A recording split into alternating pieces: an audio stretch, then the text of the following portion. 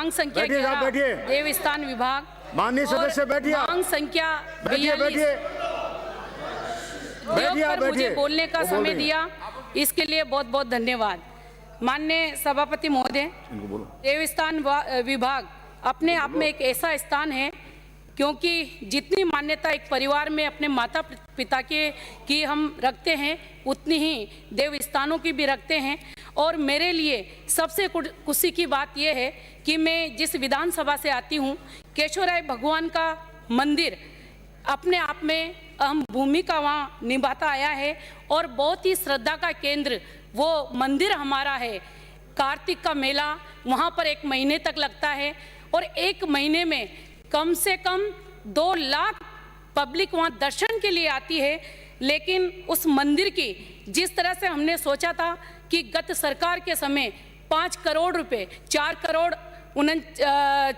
97 लाख रुपए वहाँ स्वीकृत हुए, हम सोच रहे थे कि उसकी काया पलट होगी, लेकिन 1 करोड़ सवा करोड़ रुपए का काम हुआ। उसके बाद 3 साल में अभी तक उस बजट का कुछ अता पता नहीं है। मेरा करबद्ध सम्मान्य मंत्री महोदय से निवेदन है कि जो बजट बाकी बचा था उसे लैप्स न किया जाए, क्योंकि वो मंदिर वो स्थान एक ऐसा स्थान है जो चंबल नदी के किनारे हैं। वहाँ पूरे राजस्थान से और अनेकों प्रदेशों से लोग वहाँ दर्शन के लिए आते हैं। उस बजट को दोबारा से उसका काम शुरू करवाएं, इतना सा मेरा निवेदन है। और जो 1.25 लाख रुपए उसमें खर्च हुए हैं, उसका क्या काम हुआ है, किस तरह से हुआ है, उसकी भी अगर जांच करवाएंगे तो निश्चित तौर पर आपको हकीकत पता लगेगी। दूसरा मेरा निवेदन है कि कभी कभार क्या होता है कि फिल्म इंडस्ट्री के लिए हम लोग उसको शूटिंग के लिए दे देते हैं, ये लोग आते हैं और उसको डैमेज करके चले जाते हैं। उसकी दोनों तरफ बड़े बड़े हाथी बने हुए हैं,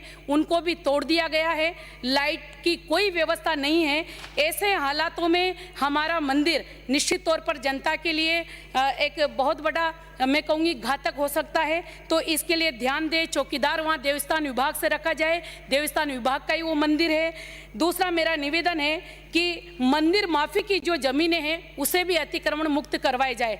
लगातार मेरी विधानसभा में और पूरे राजस्थान में हम लोगों को इस तरह के मामले देखने को मिलते हैं।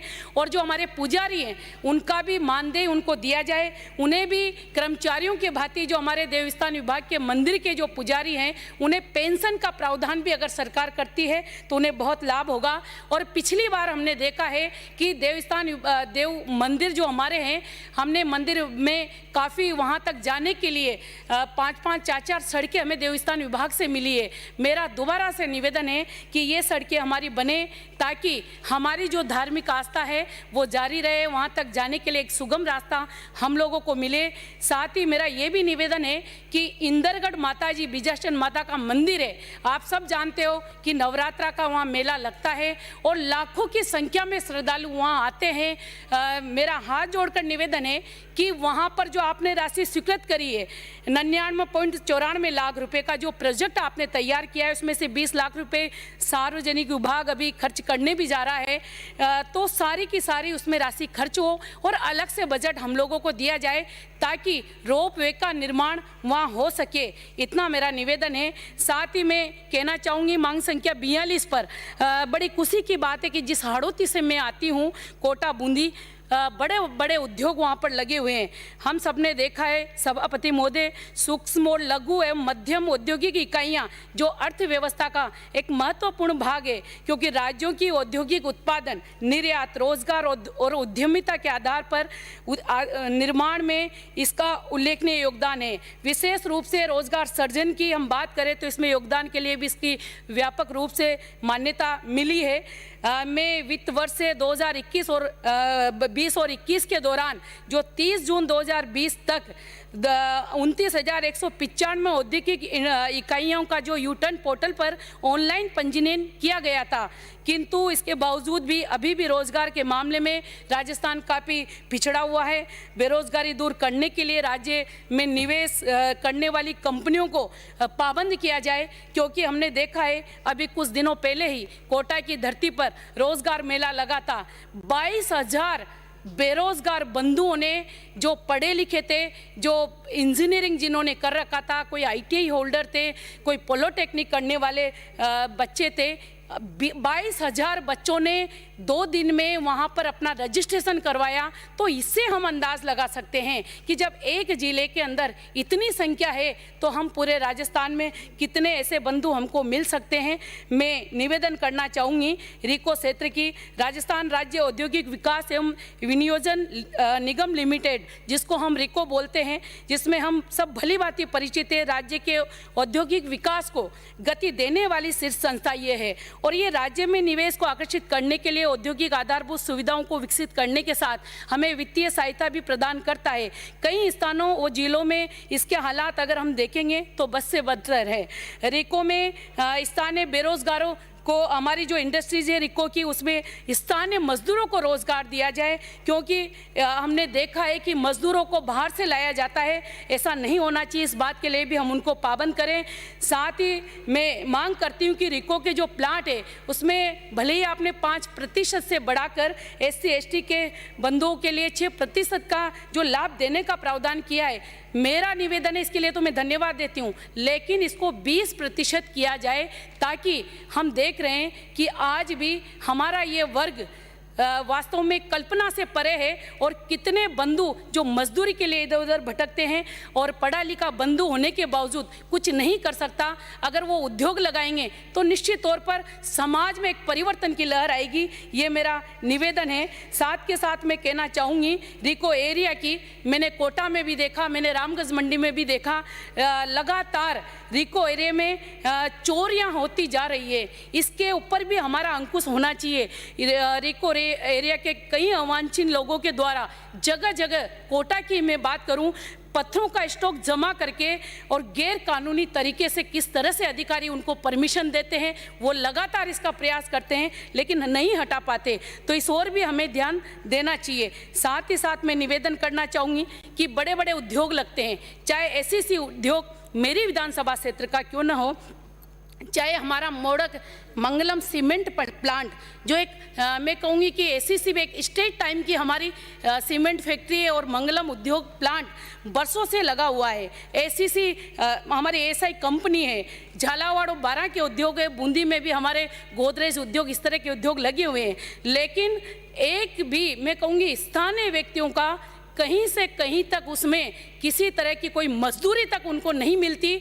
बड़े दुख के साथ मैं इस बात को बोल रही हूँ, जब कोरोना काल आया तो मैंने देखा उड़ीसा से, बांग्लादेश से इतने मजदूर मेरी विधानसभा क्षेत्र के अंदर आए, तब जाके मुझे पता लगा। मेरा निवेदन है कि जब हमारे किसानों की ज़मीन ली जाती है, हम लोगों की, स्थानीय लोगों की ज़मीनें ली जाती है, बाकायदा लिखित में उस समय एग्रीमेंट किया जाता है कि हम स्थानीय लोगों को इतना 75% आरक्षण देंगे, ये देंगे, लेकिन किसी तरह का उनको कोई लाभ नहीं दिया जाता। तो इस बात के लिए भी मैं मांग करूंगी कि हम यहाँ से उन्हें पाबंद करें ताकि लोगों को रोजगार मिले। साथ ही साथ मैं ये भी निवेदन करना चाहूँगी कि कोटा में लगातार हम देख रहे हैं JK हमारी फैक्ट्री बंद पड़ी है, उसे भी चालू किया जाए। ग्लास फैक्ट्री ये भी बंद हो चुकी है। और मेरी विधानसभा क्षेत्र का केशवराय पाटन का जो शुगर मिल है जो बंद पड़ा है, हमारे पास 200 करोड़ रुपए उसके खुद के अपने सरकार के खाते में पड़े हुए। आखिर ऐसी क्या मजबूरी है, क्या राजनीति है जिसकी वजह से हम उसको चालू नहीं कर सकते? हम भले ही उसको चालू नहीं कर पाए, लेकिन क्या उसमें किसी तरह का नया उद्योग नहीं लगा सकते? क्योंकि ज़मीन पड़ी है, पैसा पड़ा है और लोग वहाँ के हमारे बेरोजगार बंधु इधर उधर भटक रहे हैं। लगातार किसान धरना प्रदर्शन कर रहे हैं। अभी भी पिछली बार भी मैंने विधानसभा में उठाया था, सम्मान्य मंत्री महोदय ने मुझे आश्वासन दिया था। यहाँ से कुछ अधिकारी और कुछ लोगों ने वहाँ जाकर पूरा विजिट किया और क्या तरह का, किस तरह का उन्होंने डिसीजन लिया, अभी तक कुछ अता पता नहीं है। मेरा निवेदन है कि इस ओर भी हमारा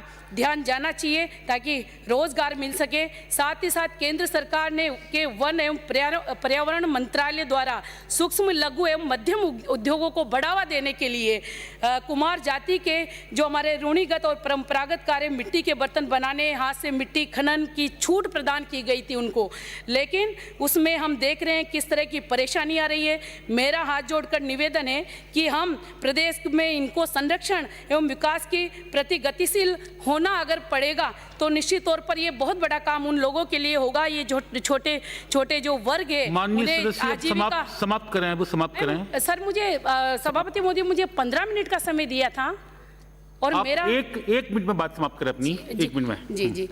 माननीय सभापति महोदय, साथ के साथ मैं ये भी निवेदन करना चाहूँगी कि हमारा जो कोटा जिले में जो इंडस्ट्रीज एरिया की ज़मीनों को मास्टर प्लान से बाहर निकाला जाना चाहिए, क्योंकि इसकी वजह से क्या हो रहा है कि लगभग 3000 बीघा ज़मीन व्यापारी कन्वर्ट तुरंत करवा सकते थे, लेकिन अब बहुत प्रॉब्लम आ रही है। मास्टर प्लान में आने के बाद इसमें 31 गाँव जुड़े हैं और इंडस्ट्रीज एरिया की जो हमारी ज़मीन है उसे कन्वर्ट करवाने के लिए आप देखिए राजस्व विभाग को 1 बीघा लगभग जमीन के पहले 20,000 रुपए देने पड़ते थे और अब 3.5 लाख रुपए उन्हें देने पड़ते हैं। इसमें भी छूट दी जाए। साथ ही साथ मैं निवेदन करना चाहूँगी कि हमारे यहाँ पर जो कोटा स्मॉल स्केल एसोसिएशन है उसके प्रतिनिधि मंडल द्वारा मुझे भी बताया गया, आपको भी और हम सबको मालूम है, सभी ने इस बात को उठाया भी सही।